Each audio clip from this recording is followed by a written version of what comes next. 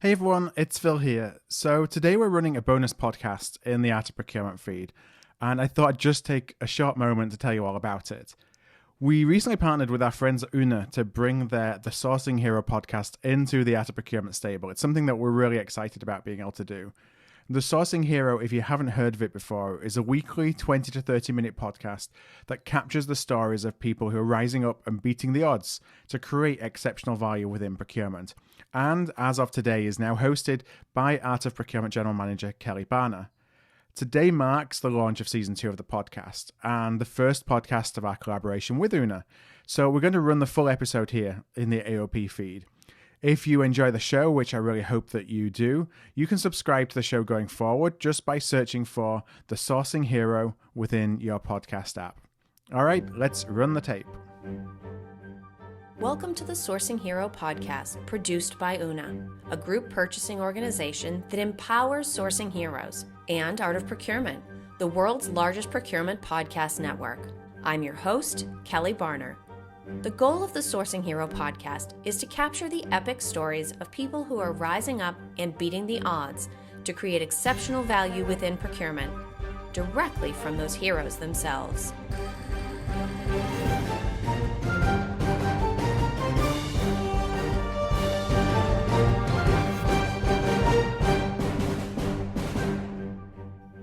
Today is a very special episode of the Sourcing Hero podcast because we're officially kicking off season 2 and we have a real hero here to join us. But first, let me welcome in Anthony Clervi, principal at Una, who's going to help me kick off this new season.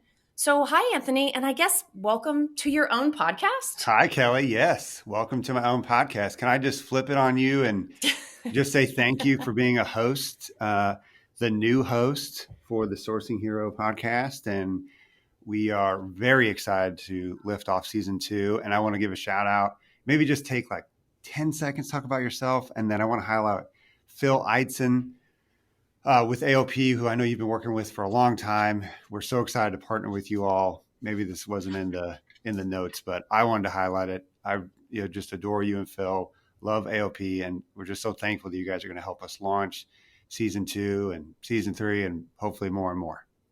Oh, no, absolutely. And this is funny because I guess I'm they say on the radio, what is it? Long time, first time. Sure. I'm a former guest, now host. So switching sides here on the microphone. No, but Phil and I are absolutely thrilled to be a part of this podcast series. Obviously, both because we believe in sort of the storytelling aspect within procurement. We believe that that's an important way to inspire people as to the art of the possible. Yes. Just something that if you've ever spoken to Phil, I'm positive you've heard him say. But we've also gotten a fair amount of latitude. And I think not only does that make my job as a host more fun, I think it makes the experience more pleasant for all of the guests that we have on. But most importantly, for everyone listening in, you are going to hear an incredibly wide variety of voices and perspectives and stories and topics covered on this upcoming season of the Sourcing Hero. So I am thrilled that Art of Procurement and Una are working together on this. And I encourage everyone to not only follow Una and Art of Procurement on social media, but also subscribe to the Sourcing Hero podcast, wherever you get your podcasts, because that will ensure that you never miss a new episode, which you definitely don't want to do. You nailed it. Well said. Excellent. So, Anthony, before we bring in our special guest that I've, of course, teased, for anybody who is just meeting you or discovering Una for the first time, can you give us a brief introduction? Sure. So, formally, I am the CEO of Una, and informally, I joke around, just chief cheerleader or chief vision officer, just growth advocate. Making sure everybody plays well and nice in the sandbox, and ultimately, I mean, what great leaders are always trying to do is inspire others and motivate and encourage. And ultimately, it's like, what are you motivating and encouraging? What is Una? Why does it exist? And ultimately, we are a GPO, a group purchasing organization. We try to consider ourselves an advisory service or offering to procurement teams that overall is a complement to what we hope and believe that private businesses or healthcare organizations are already functioning in. So we're not the strategy, but I think as Phil said, and I love this language, we know our place. We're a nice tool in the overall procurement toolkit. And so we're really big believers in trying, how can we empower businesses? Our brand promise is empowering procurement teams and driving profitability. And there's some fun impacts to that we may unpack, later. But that's what we do. That's Una, and why we do it. We think and know and believe, based on our history, and we continue to press on, that we can help organizations in certain ways within sourcing that they can't help themselves. So that has been fun to do, and I hope we continue to do it and honor our values. And this is one way we want to get out the story and message of great heroes. And I could go on and on of why we want to do this and what Una is, and why I'm thankful to be a part of it. Hopefully that's an answer. Absolutely. No, it absolutely is. And it's good to hear that I think our vision and your vision for this podcast are aligned. We have some big work. That we need to do, but we have a lot going for us. And hopefully these stories of inspiration will help give people ideas. Don't ever hesitate. There will always be links on the landing page that accompany each podcast. Don't ever hesitate to reach out to us or our guests. But beyond that, as we come back to the idea of heroism, as Anthony said, I really wanted to kick this season off with something incredibly special. And so I started thinking about, okay, when I think of heroism, who am I truly inspired by? Right? I mean, we're all in business, and businesses do incredibly important work. But we're also part of communities, and we have human connections, and we have relationships. And so I started to do a little bit of digging. And on the Una website, I learned about the Una Cares program.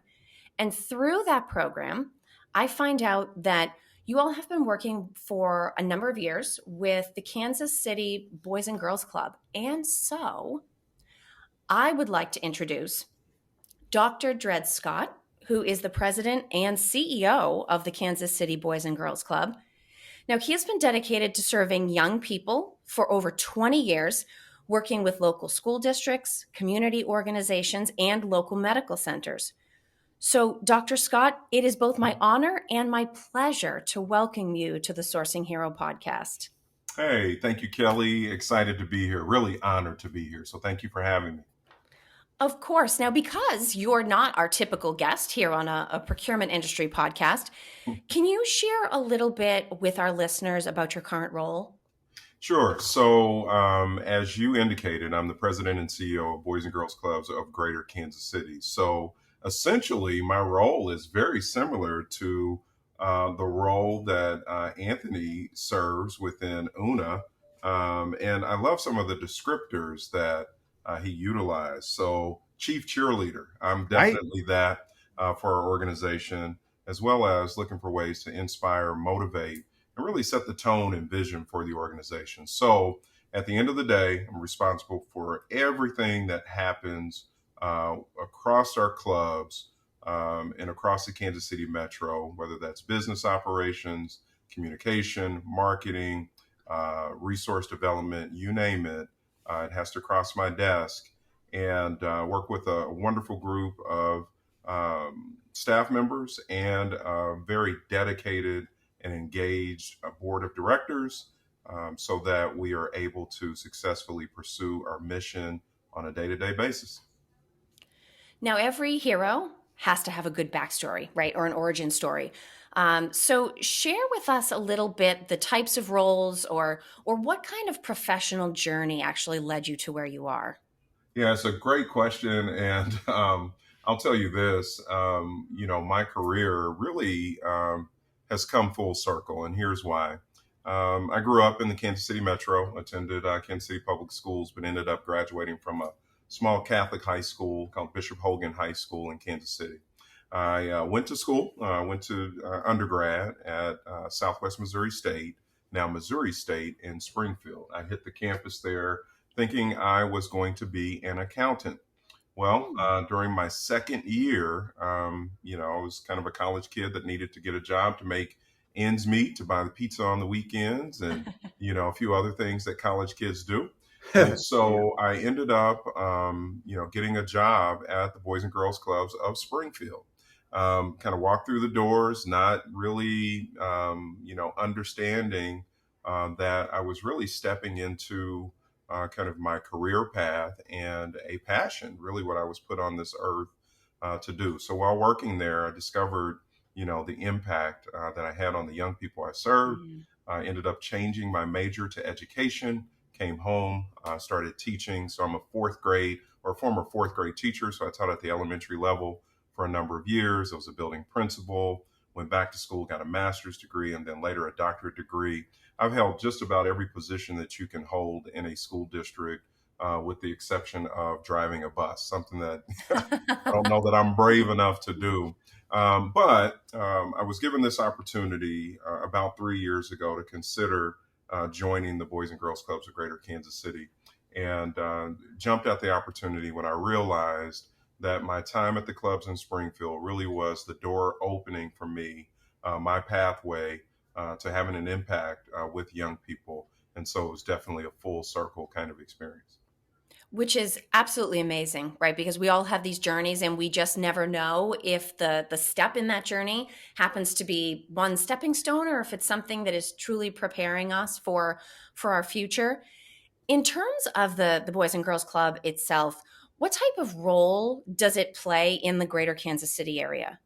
Yeah, we are the premier youth development organization in the Kansas City metro. Hands down, we serve more kids, particularly the kids that need us most, than any other youth serving organization in this area. So, what that means is we're very strategic around where we're located. We will target and develop programming in some of the most underserved communities in Kansas City. There's no one else doing that.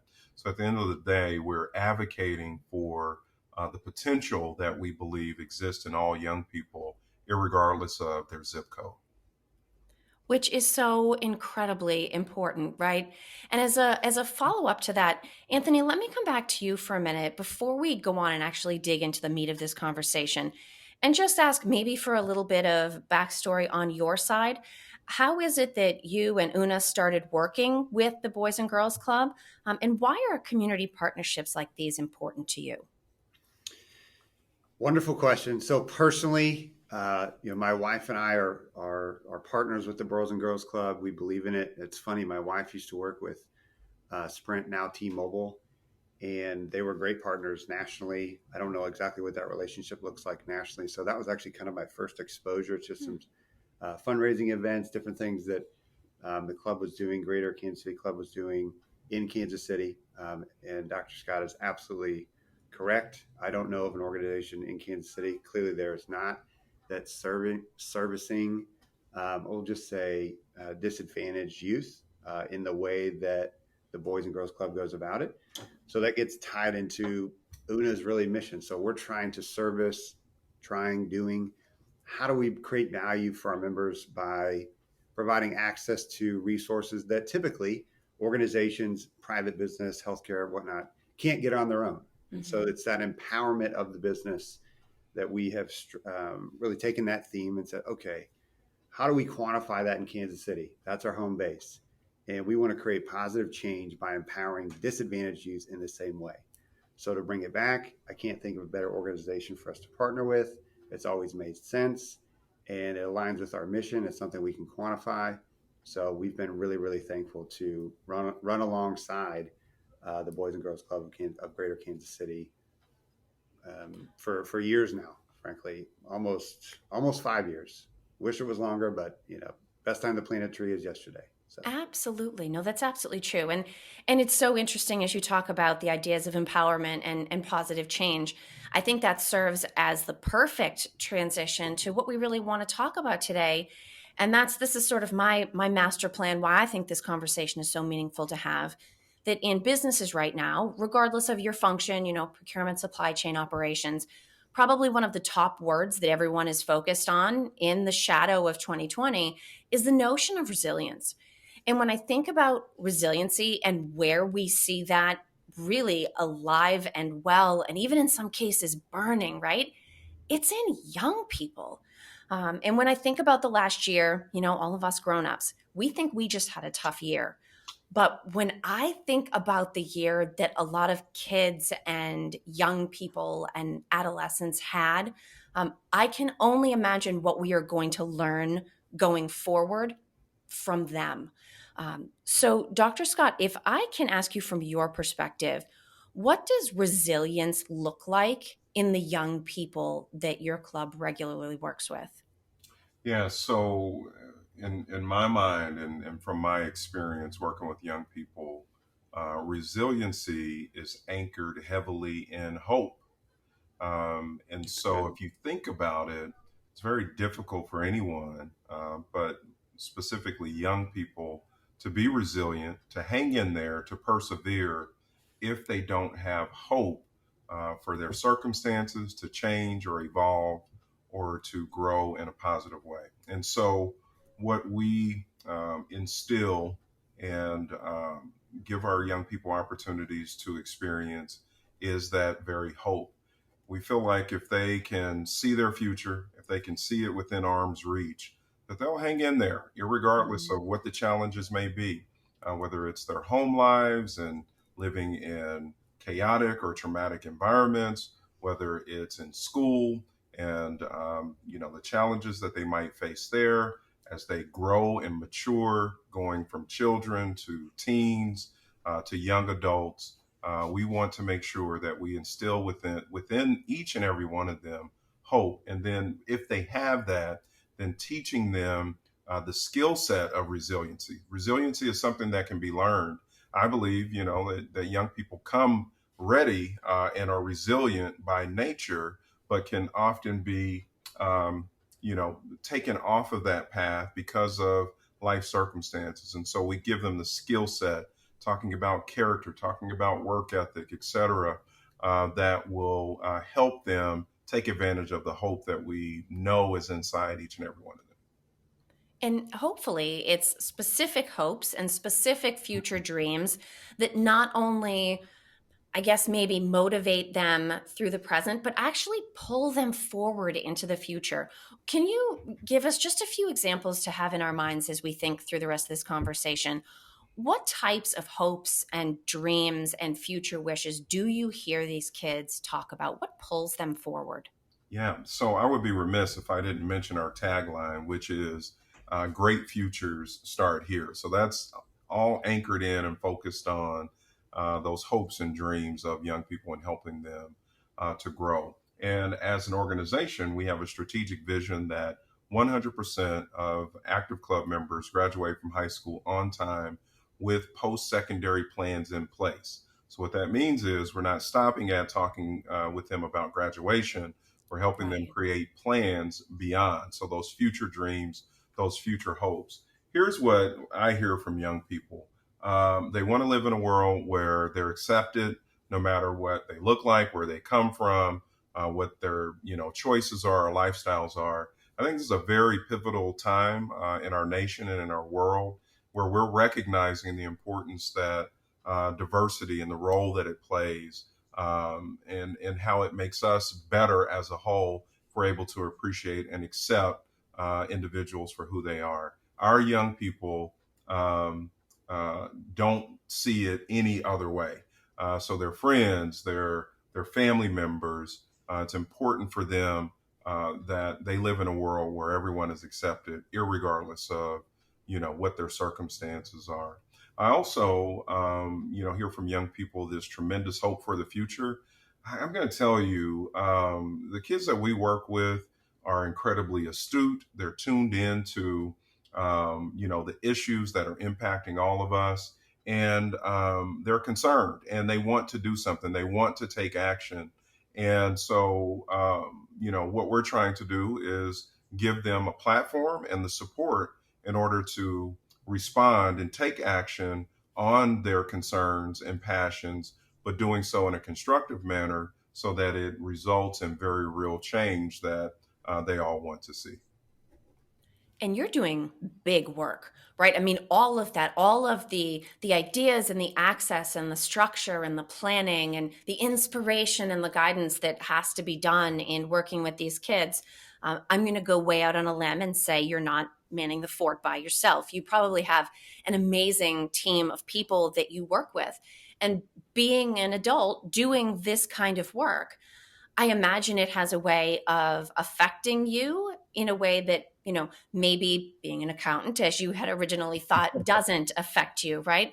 Mhm. Um, what do you see, or what do you and the other folks that you work with that are directly coming into contact with these kids do to keep yourselves grounded so that you can help them continue to grow? This is sort of a, put on your own oxygen mask first before helping others kind of a thing. What is it that you do to stay both in the moment, but also grounded so that you can help them in the ways that they need?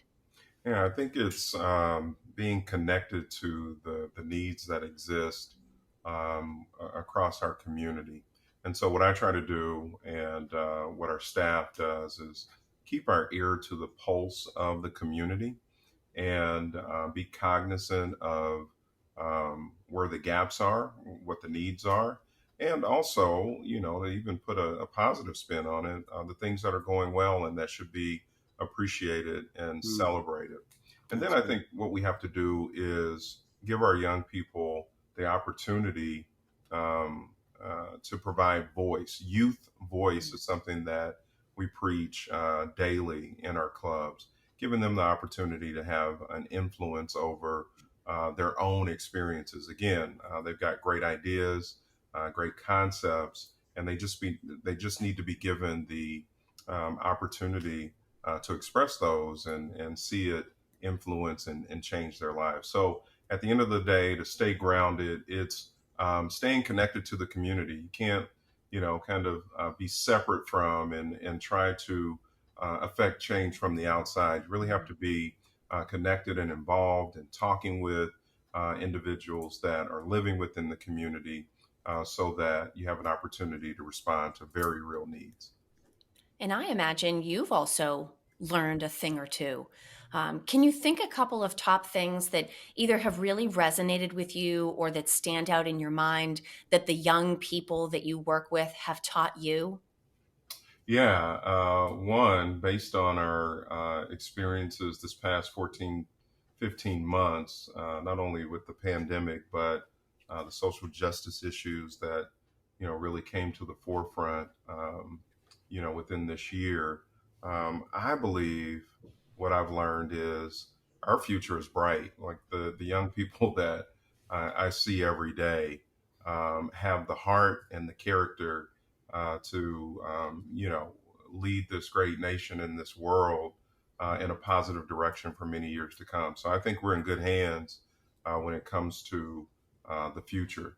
Another thing that I've learned is that kids can accomplish great things if they're given the right opportunity. And really, in a nutshell, if you wanted to boil it down, that's what we're doing in our clubs is giving kids the environment that they can grow and flourish and accomplish great things. They all have great skills and talents, and some of them just need a little help accessing those. And so I'm encouraged by just how much young people can accomplish if they're given the right support and circumstance.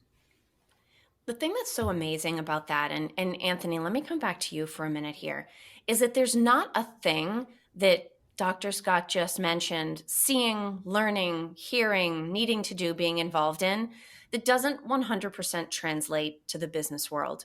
And I even think back to my own professional journey. I've definitely experienced the difference it makes between when someone believes in you, whether that's a boss or a coworker or a customer, and when they don't. I mean, I've had situations where someone believed in me and I could leap that tall building. And I've also had other cases where someone didn't believe in me and I couldn't add two and two and come up with four.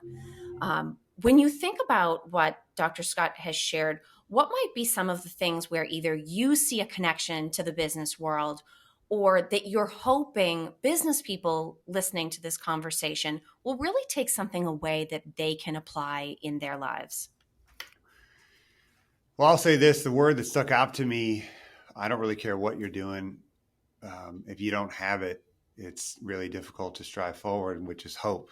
Mm-hmm. And I think the word maybe unfortunately is whimsically thrown around, but it's a really impactful word because it, as I believe Dr. Scott eloquently stated, there is a ripple effect. There's a domino. If you can start with hope and instill that in, whether it be a person or a young child or a young person, if you will, adult or young person, you've got a beautiful foundation. And if they start to believe it and they can see it and there's a roadmap, maybe you put some bumpers in or however, some cones to kind of stay on the yellow brick road or don't wander off. Then from there, they start to believe it and they can see the next pillar. They can see the next opportunity, and they've been given a few opportunities, and maybe they fail a few times, but they realize that that's okay. And then it gets back to the other word that builds resiliency. You can't continue to just lose. And then you never really learn if you're always winning and winning and winning. That's just not how it works, specifically in the business world or any kind of path. Anyone who's done anything of any kind of significance has trials, has tribulations, has setbacks. Success is not a straight line. And so when you have a foundation of hope, you believe it, then you've got the roadmap and as Dr. Scott stated, the skills. So we could talk about business. There's some basic practices. We could get into just financial reporting to go back to from an accounting perspective, debits and credits and all those things, maybe just for fun. We're doing a little accounting theme here for you. But ultimately there is so much to it. And where I'm going with this is if you believe it, then you start to take action and you have skills to take action. And I'm just a big believer. I'll wrap it up with that of taking action. Like I'm a high sense of urgency individual, ready, aim, fire. Usually doesn't always go in that order for me, for better or for worse. Kelly, you've worked with me enough. You're starting to kind of get that, but you're being gracious. And ultimately when your best, opportunity is when you're young, because you have the number one asset, which is time. Mm-hmm. And once you realize how much time you truly do have, but then in a weird sense, like, hey, you only get one life to live. Like, I don't want to get too serious on us, but I just don't think we're going to come back as trees. Like, this is it. So give it everything you have. And so to think that way, that, hey, I'm up, I'm above ground, the sun's up. If I have hope, and I've got somebody that actually believes in me, what can't I do? And if you've got those folks around you, you start to do things maybe that you didn't think you could do. So I'm a big fan of what Dr. Scott said. I think it really impacts. I'll close with this: the attitude in the workplace. So if you have hope, you typically have a wonderful, hopefully a good attitude, and that usually increases your aptitude and where you go in an organization. I don't know anybody that wants to work with somebody that's got a bad attitude. So there is a huge domino effect of kind of your set of the sail of how you go about life. So if you can start with hope and some skills and a roadmap and take some action, some wonderful things can happen, whether it be education or business. That's incredibly well put, Anthony. And I think, reflecting on what you've said about hope is kind of the central idea. The amazing thing about hope is that it's absolutely free. It's not necessarily easy, but it's free. I mean, Anthony, even you and I, with all our combined years in procurement, you don't need us to negotiate it down, right? It has to be sparked either from someone in your life, or it can sometimes grow up from within. People who are born with it are very fortunate, but people that discover it along the way are potentially even more so, because they probably recognize the difference between how it feels to have hope and how it fees to not. Well, and if I could jump in, my dad said, or a friend of mine said, I look at my life. I wouldn't say maybe necessarily silver spoon, but I like the metaphor. I played baseball in college. I got to start on second base, and so it's my obligation to never take that for granted. Help others and encourage others. Give affirmation. What you said is free, and I truly just want to. I never ever want to forget that. And I think what Dr. Scott said is it's easy to do. It's easy to kind of think, but you have to stay connected to the community, or I guess you don't have to, but I would highly encourage it. because people want to be a part of something that's bigger than themselves, that actually matters. And so I think that gets back to why we love what we do from a business perspective, but why we want to continue to move forward with Una Cares, and why I think it was just a wonderful idea. I'm going to bring it back home again that you have Dr. Scott on here telling his story, getting that message out there, Kelly. So kudos to you again. Sure, absolutely. No, and I have to, you've given kudos, Anthony. I have to give kudos, and I actually said this to Dr. Scott the first time that we spoke. I was raised by an enterprise sales guy and a career-long preschool director. And if anybody in the world knows not only the courage and the heroism that it takes to work with kids, it is me. I saw that firsthand. I continue to experience it to this day. And it's part of where my reverence for the work that Dr. Scott, you and your team are doing in that community. And so I think it's really poignant to ask you, because certainly Anthony and I incredibly look up to the work that you all are doing. But from your perspective, to you, what is a hero in any sense of the word? We tend to talk about heroism in the sense of, business accomplishments and community support and value creation. But from where you sit and based on the work that you do, how would you characterize a hero? Yeah, I would define a hero as a fierce advocate and protector of the underdog. When I was a kid, of course I loved cartoons, and my generation, I remember I was 6 years old. I watched the actual cartoon called Underdog. Maybe, I don't know if you all are familiar with that. I was right there with you. Yeah. And so the premise of that cartoon was this kind of, quiet, unassuming cartoon dog would transform into a superhero to protect those that couldn't protect themselves. And for me, that's a great visualization, but a lesson in, what a hero truly is. It's not heroic to come to the rescue of someone that doesn't need your help. We have to be willing to go outside of ourselves to identify those that are in need, that are underserved, that need support, that need protection, that need advocacy. But it's not enough for us to just acknowledge them. We have to take action, and that's what a hero does. Right. So that's where that fierce advocacy, but also protection comes in. So in my mind, that's what a hero is. Now, if there's somebody listening in that has really felt something listening to us have this conversation, and they're thinking that maybe they want to try to be a hero to folks in their life, to their local community, what advice would you give them around finding their calling and starting to take action? Yeah, I think it's getting involved. So, putting their antenna up and being aware of the needs that exist across the community. So think about what I said earlier about remaining connected. So getting involved in some form or fashion where they're able to take in information and then compare those needs to things that they're passionate about. And it's okay. I understand that not everyone is passionate about working with youth. I mean, Kelly, you said it earlier. It's not easy, as easy as it may seem. In fact, it's really, really difficult work. And so it's okay if someone says, hey, I celebrate, those that work with youth, but that's not my passion. Maybe your passion is working to support the homeless or the hungry, or whatever the case might be. I think it's being aware, but then going a step above that and being willing to take action and get involved. There's so many great opportunities, community organizations, nonprofit organizations across the Kansas City Metro. There's no excuse for really any of us, especially those of us that have started on first or second base, to Anthony's point earlier. There's no excuse for us not to get involved. And just for the record, I'm not just, saying something that I don't practice.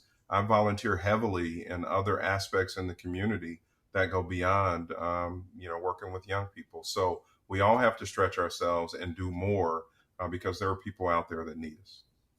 Absolutely.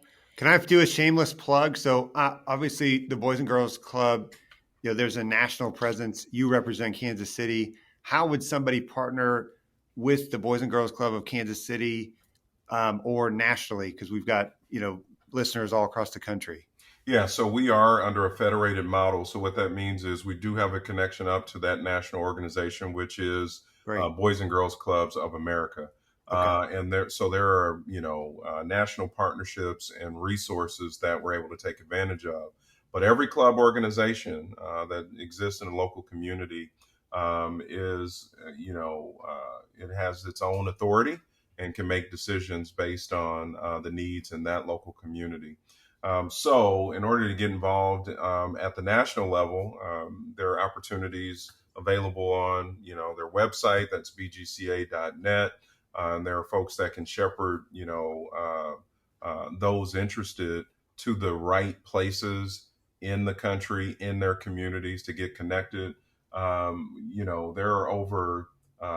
it's just over 1 million young people that are being served through the BGCA, or Boys and Girls Club national movement. So there are tremendous opportunities out there. And, as far as Kansas City is concerned, again, ample opportunity. I don't know if this will come up later, but we're, connected through social media.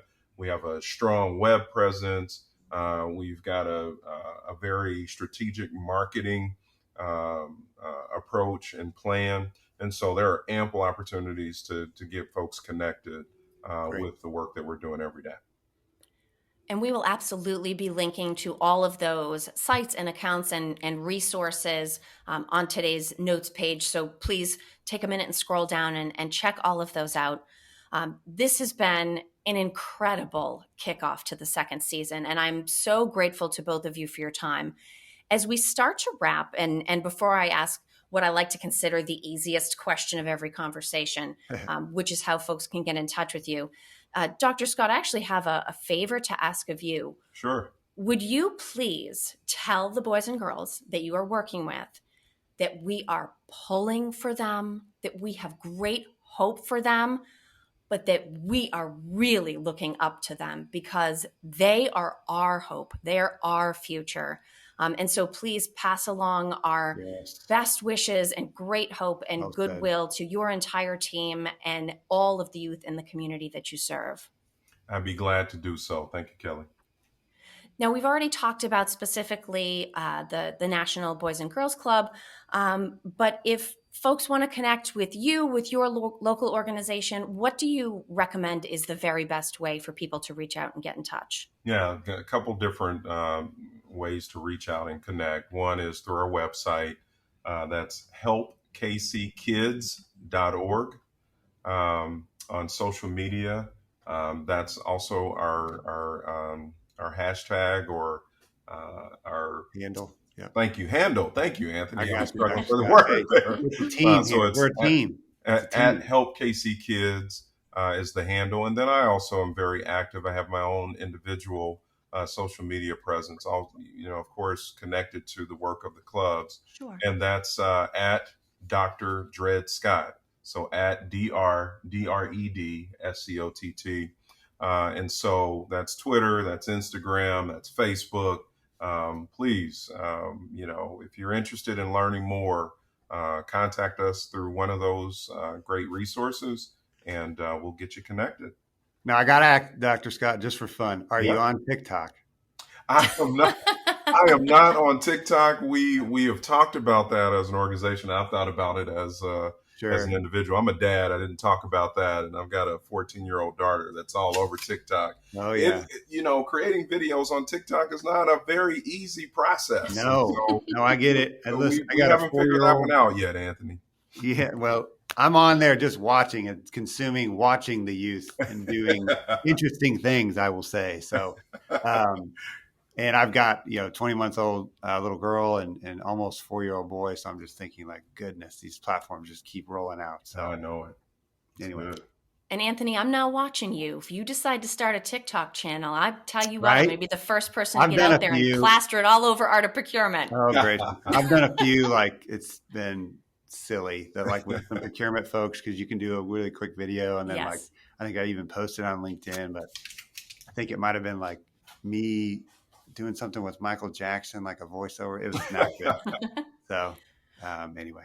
Well, Anthony, if folks would either like to reach out and request your TikTok account, or if they would like to connect with you or Una about something slightly more business related, what would be the ways that you would suggest people get in touch? I walked into that one. So Una's great, una.com. You can find me on there, connect with us. We'd love to chat with anyone that's listening and see how we can help or make introductions. I do have my own personal brand as well, anthonyclervi.com. So last name CLERVI.com. And then I'm also on LinkedIn. The unique thing about kind of that tricky last name is let's see, I have 21 first cousins. So if you type in Clervi, I should come up. Like I know them. It's not a last name like Smith. Not that that's bad. So, that's a great way to connect with me. I actually don't know my handle on TikTok. I think it's Anthony Clervi. So nice try, Anthony. We're going to find it. Okay. Keep the theme. I opened my big mouth on that. So. Excellent. Well, thank you both so much. Thank you, Dr. Scott. Thank you, Anthony Clervi, both for spending your time and sharing your own hopes and enthusiasm and energy with us. I appreciate having had the opportunity to have you both on as guests. Honored to join you. Thank you so much. And Anthony, Thank you for all that you do. Yes, likewise, Dr. Scott. Thank you, Kelly. It's a great way to kick off season 2. Thank you for listening to this episode of the Sourcing Hero podcast. Join us again next time for more true stories of sourcing and business heroism performed by your colleagues and peers. Look for the Sourcing Hero wherever you get your podcasts, and don't forget to subscribe. Finally, don't forget, sourcing heroism is taking place all around us every day. Keep your eyes open and you're bound to see it. Until next time, I'm your host, Kelly Barner. Stay well and always remember that you can be a hero too.